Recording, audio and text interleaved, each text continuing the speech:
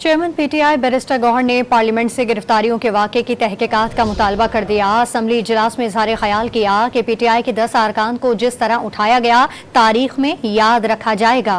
लगता है हुकूमत एक जलसे की मार है, जलसा सिर्फ बहाना था। निशाना पीटीआई के बंदे थे। वाजे कर दिया कि जब तक उनके साथियों को रिहा नहीं किया जाता 9-10 एमएनएस के सिवा कोई ऐवान में नहीं आएगा। चेयरमैन पीटीआई बैरिस्टर गौहर ने पार्लियामेंट से गिरफ्तारियों के वाक़े की तहकीकात का मुतालबा कर दिया। असम्बली इजलास में इजहार ख्याल किया कि पीटीआई के 10 अरकान को जिस तरह उठाया गया तारीख में याद रखा जाएगा। लगता है हुकूमत एक जलसे की मार है, जलसा सिर्फ बहाना था।